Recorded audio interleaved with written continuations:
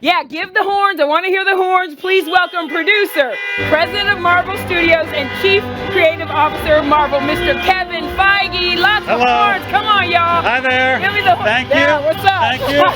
Thank you. Well, it was, we were finishing up the Infinity Saga. We were doing the Avengers Endgame, and thinking about what was next. Right. And that's when this opportunity to do television came up. And it really invigorated the whole studio and me to say, this is how we creatively continue to grow and evolve. And look at these first two shows, right? With Falcon, you have something that can, comment on the state of the world. Yes. Even more relevant than it was when we started it by the time it aired. And then WandaVision itself is a celebration of this new medium that we are playing in for the first time, but that we all grew up with and we all love. Yes. Because we love television. I hope WandaVision is a salute, a celebration of TV history, and something that I love. I love that people love the characters. I love that they connect with the story of WandaVision. I also love that it's having new, younger fans go and check out the Dick Van Dyke Show and check out the Brady Bunch and check out all these shows that I'm old enough to take for granted that I watched on Nick at Night. Yeah. But that people are now, WandaVision leading people to those series is not something I anticipated and makes me very happy. So please welcome the head writer, creator, and executive producer, Jack Schaeffer, and director and executive producer, Matt Shakman. Come on in. Hi. Hi, Jack. Hi, Matt. How are you? Hey. I love the horns. Come on, more horns for these two. We love it. I know it is. This show was a bit of a swing, definitely. Yeah. I mean, it's weird because it does sort of make so much sense to us now. I mean, it really is inspired by how in the sitcom space, conflicts are resolved in 30 minutes. Yeah. And your friends are your friends and everybody knows your name and everything is warm and comforting. And in this show, that's exactly what Wanda Maximoff wants. And I think one of the reasons it clicked for me and for the writers in my room is that that's how we feel about television entertainment. It's where we go for our comfort and for our love and for our fun. Yeah, we always wanted to avoid parody. We wanted to make sure that we were honoring the shows that were our reference points. And these were the best shows. These were the shows that were timely and timeless, like the Dick Van Dyke Show, like Bewitched, like I Dream of Jeannie and Brady Bunch, the shows that were about family and that seemed to last and be able to resonate generation to generation. And we wanted to honor them. So it was the best job ever because we just got to watch a lot of television episodes. And we also talked to the people that made those episodes. We met with Dick Van Dyke. We talked to some other folks. Awesome. Amazing chance. Yes, the great Dick Van Dyke. Yeah. And we were trying to get in touch with the tone of each show and also how comedy changes over time. And we wanted to also make sure that production design and cinematography, special effects, visual effects, that we were matching each generation in their approach. And we looked at old prints. It was really an incredible experience for all of us to dive in and learn about all these shows that we thought we knew, but then we got to dig under the surface and really get to know them. Please welcome to the stage, Agatha herself, Kathryn Hahn! Dun, dun, dun, dun, dun, dun, dun, dun, dun. It was Agatha all along! Come on, guys, get the going. Well, I mean, for me, it was the story. Yeah. First and foremost, it was for me as an audience member, the tiny little beating heart between Wanda and Vision in the middle of all of the blowing up and the high stakes of the universe falling apart in all those movies. The fact that that little love story had such equal weight to me emotionally was so thrilling to see that it was going to be examined in such a deeper way. So that was I was very excited. I love those actors. And then when I saw what Jack had laid out and that it was a witch, and then when I knew that Matt was going to be directing it and that he comes from the theater, and I just knew it was going to be a deep, deep dive, it was a no-brainer. I was so thrilled. It's been a very fun trip. The Marvel fans are so extraordinary. I knew it going in, and they have not disappointed. I'm very, very tickled and moved by it. It's been a real beautiful ride. Please welcome the director and the EP, Kari Skogland. Hi, Kari. Come on in. They're honking for you, Kari. Say hi to Anthony. And please welcome the head writer, creator, and EP, Malcolm Spellman. Welcome, Malcolm. They're honking for you too. And y'all better give it up for this man right here because he brilliantly portrayed the character of Isaiah Bradley. Please welcome to the stage, Carl Lumbly.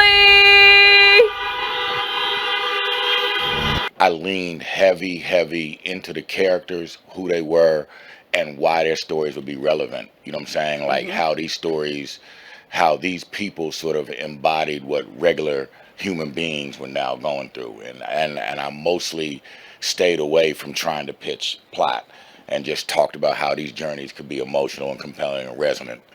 Well, it was really important that we kept it very grounded, and I think that was, baked into all of the creative. But we really wanted to be speaking, particularly coming off of Endgame, and this was the sequel, to be in the real world complete. This was unlike Endgame, which was a spectacle. This was going home with Sam, going home with Bucky, and talking about their emotional journey and how they were going to find relevance. So it was really from everything that we planned and the stuff that we didn't plan, the magic that happened was really always coming from a very grounded, very real, very authentic place. Well, I think what I did was what I love to do in this work, and what I love about the work is I was a partner in a collegial effort between professionals. I took what Malcolm had written, which was like slipping into a pool of warm water. There was no turbulence at all. I just gave way to that. And then I relaxed into what Kari was doing, bringing the focus down in every scene. And ease. There was, we're doing something dramatic, but that drama did not encroach upon our process. And I loved that. I also loved the man. I loved the idea of the man. I loved the idea of the kind of man he was, reminding me of the kind of men who affected me in my life. First, my father.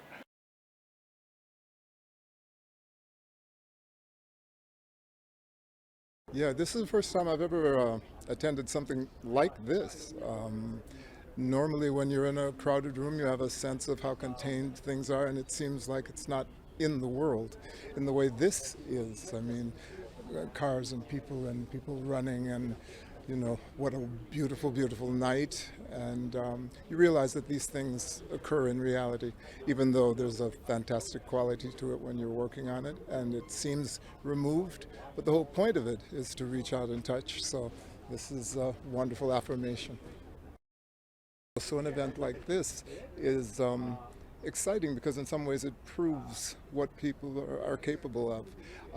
The honking takes a bit of getting used to, but it's good. And in a way, the honking sort of communicates excitement in a different way from applause. I've done a lot of stage. I love applause. I also love the feeling that you get in a room. It's wonderful to have the same feeling outdoors. Wow. Well, we were just talking about how, because it's been such a weird year, we haven't done all the red carpets that we normally would do. And what's been so exciting is I think this is going to make up for a lot of that, because to see it on a screen this size, and while we're kind of in person with the cars of it, I think it'll be kind of a blast. So I'm really looking forward to seeing it.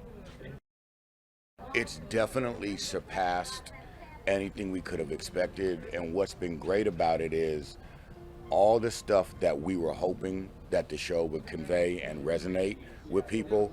Everybody, all the fans, all the critics, everyone's speaking it to life, so that we know we got it as right as you can get it. You know what I'm saying? So that's been pretty special. Like the little conversations we have in a writer's room, and you hear a critic or a fan, you know what I'm saying, having the same conversation. Definitely timely. We were having a conversation that is long overdue on all of these topics, not just racism, but radicalism and imperialism. We hit all the isms. That was our goal. Ism schism. Ism schism, yeah. But I think also in this entertaining format, it was it's something that Marvel has always done, which is what was so exciting about being involved with the project from the beginning. And you know, under the wise guidance of Kevin and gang, they always want to push the envelope and keep that conversation going and making sure that we're not leaving anything unturned or undiscussed or you know, on the floor. And so I think all of that was sort of amalgamated into not just timeliness but willingness. And I think one of the things that happened is we were allowed to push enough that the fact it is on one of the most powerful platforms on the planet, and that it is a comic book series that's taking on these issues, I think surprised people. And what's awesome is that the people showed, yeah, we can go on this ride too. If you want to dig deeper in this genre, they'll go on the journey with you. I think there's an entire younger generation that is so much more open than the people who are running things right now, and that who this mantle was passed to is an acknowledgement to them, who, again, they are way, way more intermingled and integrated, and they're way more open about identity and all that. So that this was handed to a black man, you know what I'm saying, I think for them, regardless of race, white, black, brown, they all felt like, oh, great, Marvel's moving the same direction the world is moving in, which is hopefully going to be way more unified after all this division. Oh, I mean, I guess tonight is an amazing, such a fun-looking drive-through event for the Disney Plus shows, and we're here representing, of course, WandaVision, which I could not be more proud to be here for. I love this experience. I love these fans so much, and Matt Shakman, Jack Schaeffer, and I are here just to represent and to be here to just introduce our amazing show, and we felt so much love. It was really fun. This is my first time like really being in person, able to feel the love that people have for this show, so I'm very, very moved. Yes, but we didn't hear applause, but I did, you know, we heard the horns honking madly, and then I was able to see an amazing young woman lean out of her car window in full Agatha Harkness attire, which was really something. I'm still a little bit shaky from it. That was really exciting. Oh, so dreamy. Yes, I mean, I think that it was a real... I mean, I can't say I'm surprised, because I knew we were making something quite extraordinary and special and different, and I knew that I was in the company of such extraordinary performers and working with such incredible artists. But I think what we didn't anticipate was just the weird timing of it, that everybody was just craving a chance to sit down in front of the TV on a weekly basis, and there's something so nostalgic about it, and it just like struck a nerve, I think, struck everyone on a comfort level, multi-generationally. I don't think we could have anticipated, and that's something that was very moving. It's full, and I just went on stage, and the cars were honking, and people coming out to see this in a shared environment in their cars and driving on a beautiful Saturday night is just really, it's a lot of fun.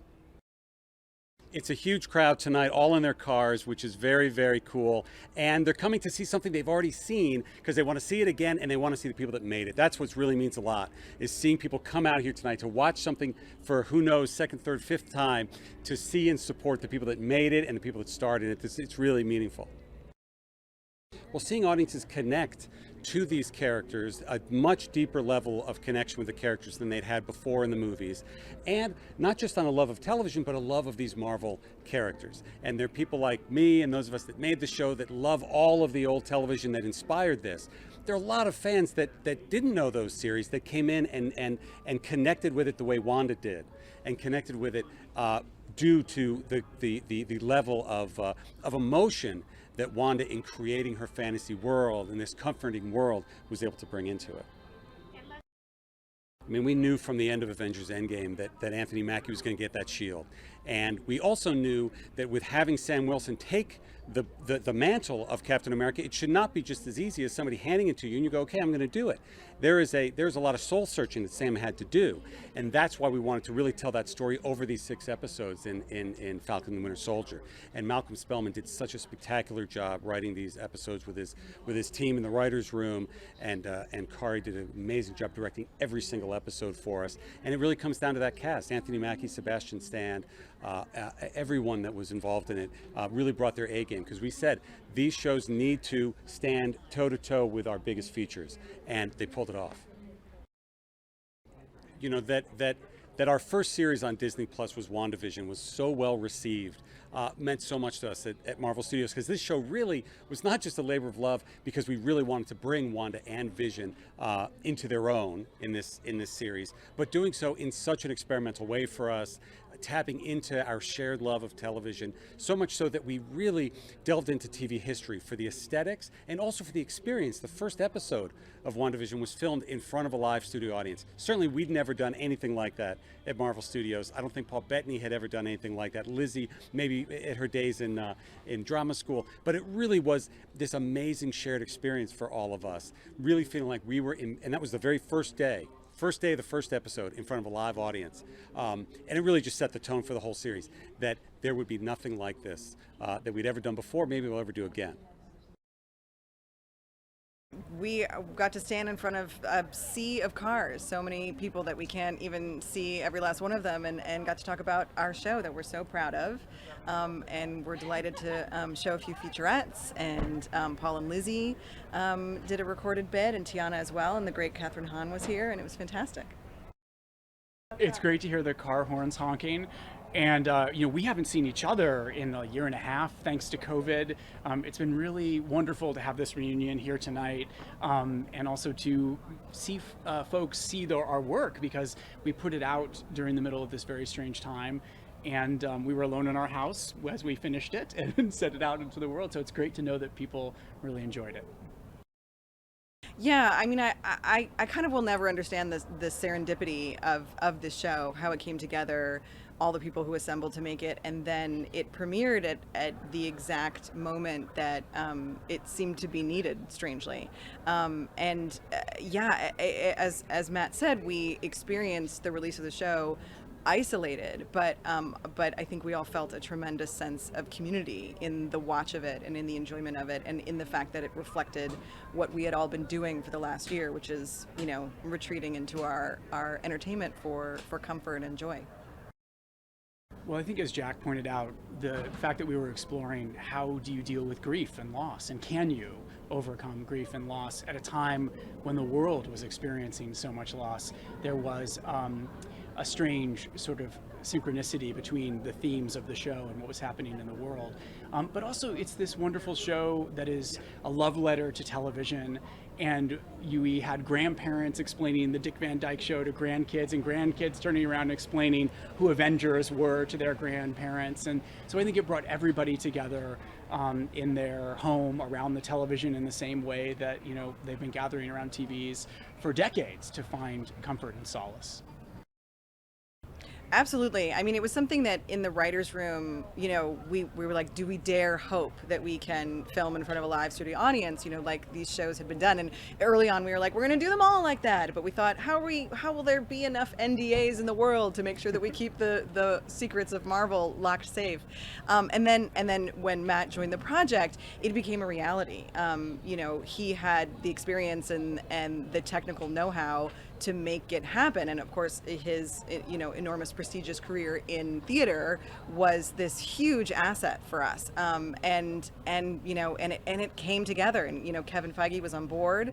Everybody worked incredibly hard to make sure that it would stay in the family. It was actually a lot of friends and family in the audience, and it was a spectacular day. It was really, really electric, and I think you can see that on the screen. It is amazing how little screen time they had together in the movies before this show. I think it's about 10 minutes. Is that what it was? Yeah, something like that. And yet they have such an indelible impression we believe in that love story. It's because of the writing and the characters, but also the amazing chemistry of Elizabeth Olsen and Paul Bettany as performers. And you really root for them. And I think the idea of building this 6-hour story around that relationship was really special, and exploring their romance, because yes, it's about grief and loss, but the flip side of grief and loss is love, right? And so this is really a love story. And I think they're so different, which is the best kind of love stories, are that two people are so different, and they really come together and complete each other.